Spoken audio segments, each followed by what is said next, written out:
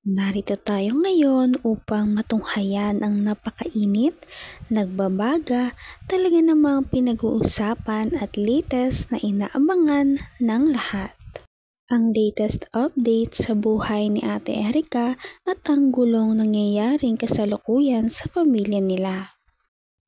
Inireklamo nga ng mama ni Ate Erika na si Aling Gina si Kalinga Prab dahil di umano ay hindi daw siya nagbabayad kay Ate Erika ng mga fee dahil pinavrag niya lamang daw si Erika at hindi binabayaran.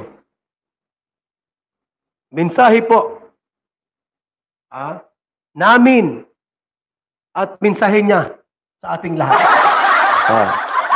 Isa na namang impormasyon ang aming nakalap mula sa aming trusted source. Salamat. Na di umano, itong ina ni Erika na si Aling Gina ay lumapit sa tanggapan ni Kuya Val.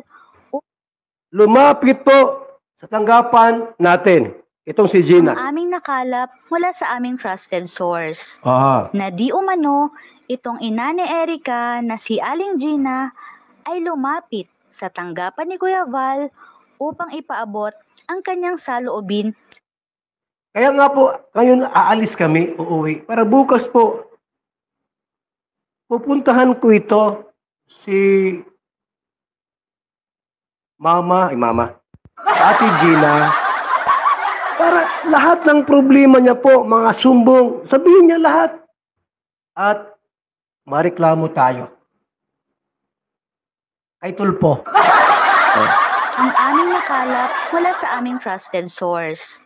Na di umano, itong ina ni Erika na si Aling Gina ay lumapit sa tanggapan ni Kuya Val upang ipaabot ang kanyang saloobin at hinaing. Patungkol sa kanyang sinasabi na kahit isang kusing ay walang napala ang kanyang anak na si Erika.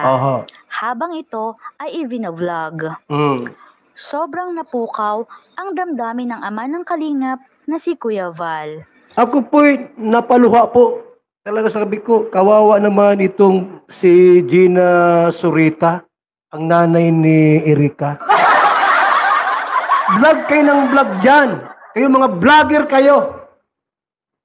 Pero wala kayong inaabot ni 5 duling doon sa taong binablog ninyo.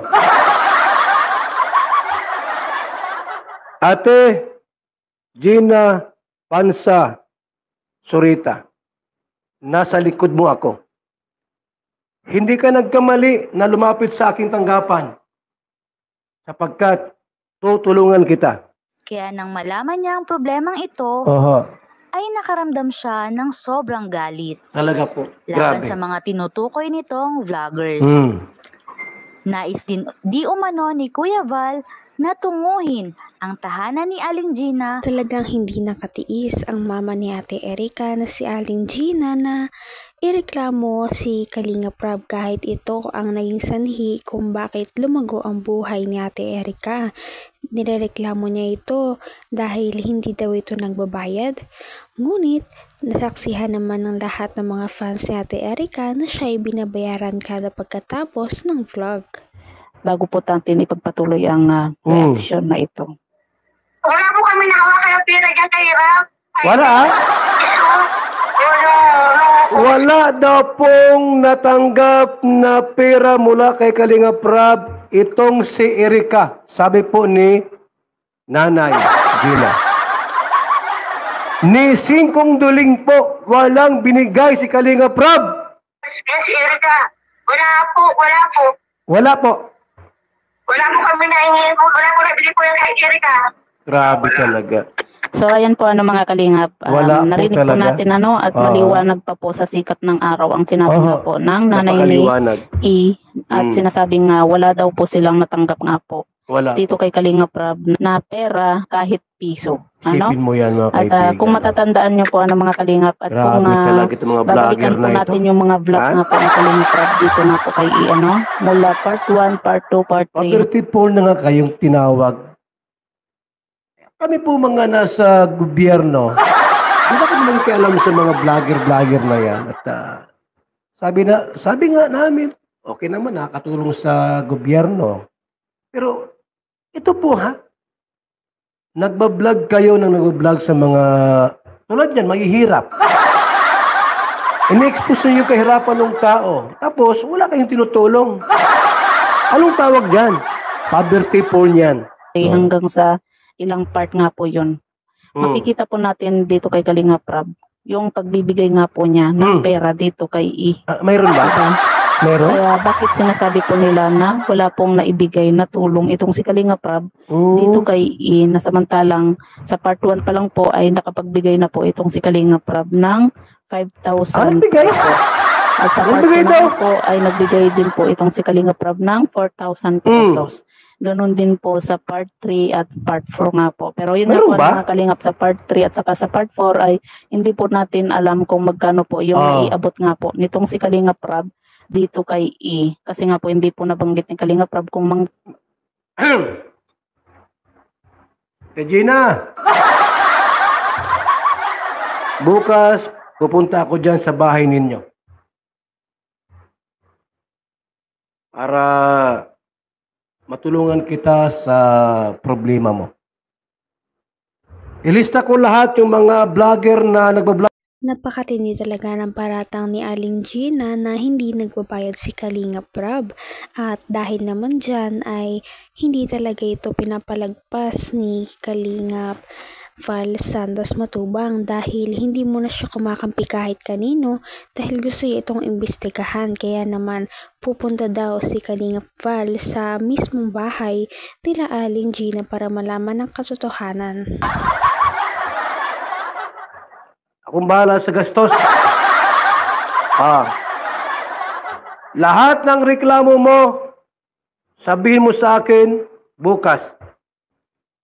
At lahat ng mga vlogger dyan, narinig ko ata may narinig kang Bombay ay, Kuya Ruben. Kasama yan sa kaso. Sino pa? Dr. Lab, kasama. Bukas, sabihin mo sa akin lahat, huwag ka mag-alinlangan. Bahala ako dyan. Kakasuhan natin sila. Astilan, wala silang tinulong sa anak mo. Matapos nilang i-vlog, kumita sa social media, ni 5 walang binibigay. Hindi pwede yan. Nasaan yung mga records natin dyan?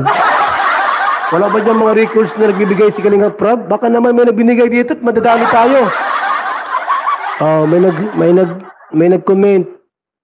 Kuya Bal, nagbigay si Kalinga Prab bawat vlog. Meron palang binibigay.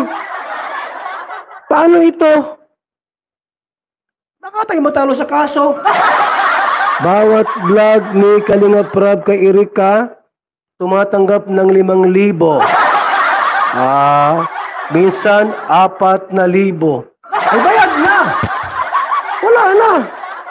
Talo tayo dito pagayaan. At saka Kuya Bal, may mga grocery pa. Patay kang bata, kang ini at Ate Gina. Paano manalo tayo nito? May nag-comment dito.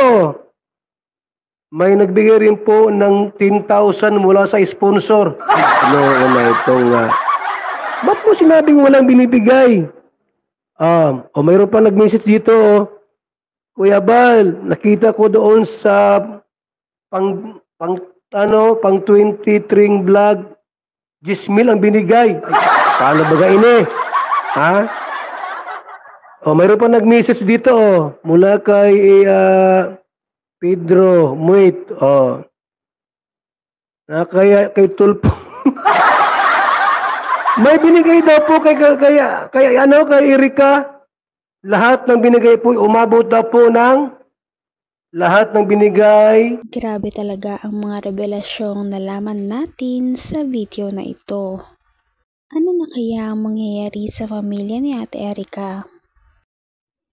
At hanggang dito na lamang muna magtatapos ang ating napakainit, nagbabaga at pinakainaabangan na latest issue ni Ate Erika. At yan ay pagpapatuloy natin sa ating mga susunod na video. Hanggang sa muli, maraming salamat sa panonood. Bye!